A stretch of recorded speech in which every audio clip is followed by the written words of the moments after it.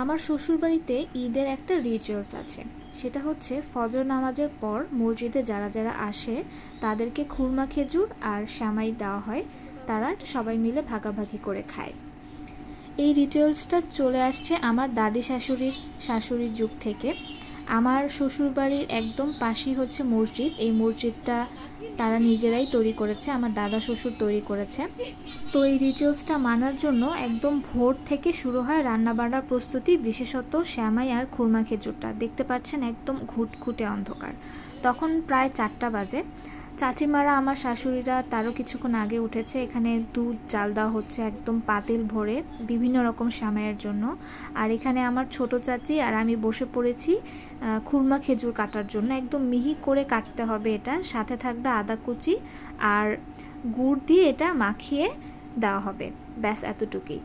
শুধুমাত্র খুরমা খেজুর কুচি করে কাটা, আদা কুচি করে কাটা আর খেজুর দিয়ে এটা দেওয়া হয়, যে যতটুকু খায় খাবে, ব্যাস এতটুকুই।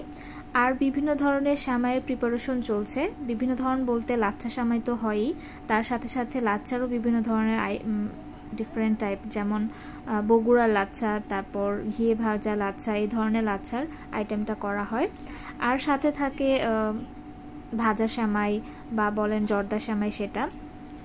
তো এক এক করে আগে মসজিদে দেওয়ার জন্য প্রিপারেশনটা চলছে এখানে।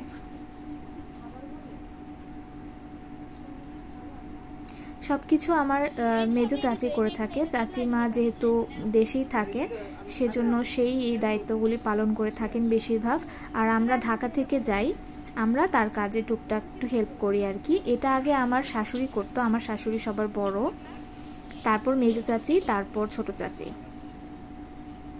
তো এখানে আমার দেবর আসছে নিয়ে যেতে, আর সাথে কিন্তু খিচুড়িও দেওয়া হয়, এক পাতিল খিচুড়ি বসানো হয়েছে এখানে।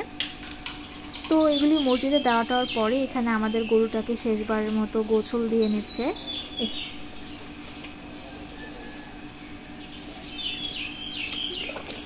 গরুটার জন্য এত মায়া লাগছিল, আর গরুটা এত মায়াবী, সারা রাত হাম্বা হাম্বা করে ডেকেছে। আমরা লিটারালি ওর হাম্বা ডাক শোনার জন্য ঘুমাতেও পারি।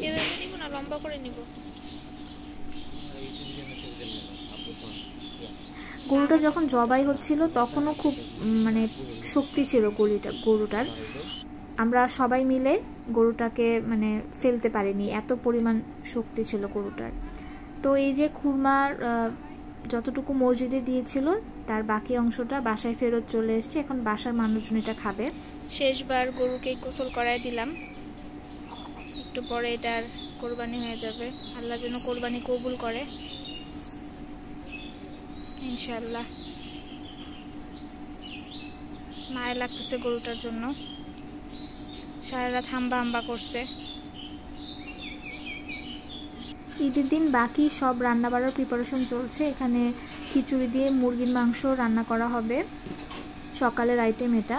যেহেতু মাংসটা একটু দুপুরের দিকে আসে, গরুর মাংসটা যেটা কোরবানির মাংস হয় সেটা দুপুরের দিকে আসে। আর যে বললাম জর্দা সেমাইয়ের প্রিপারেশন চলছে এখন, আগে মসজিদের প্রিপারেশনটা শেষ করে তারপরে বাকি প্রিপারেশনটা শুরু হয়।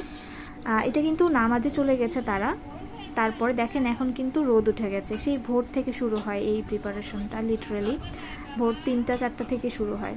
আমি এখানে দেখাচ্ছি কী কী আইটেম সব করা হচ্ছে। আমি সব ক্লিপ নিতেও পারিনি, কারণ অনেক ব্যস্ততার মধ্যে ছিলাম, আমারও অনেক কিছু রেসপন্সিবিলিটি ছিল, যেহেতু আমিও তখন এখানকার প্রথম নাতি বউ।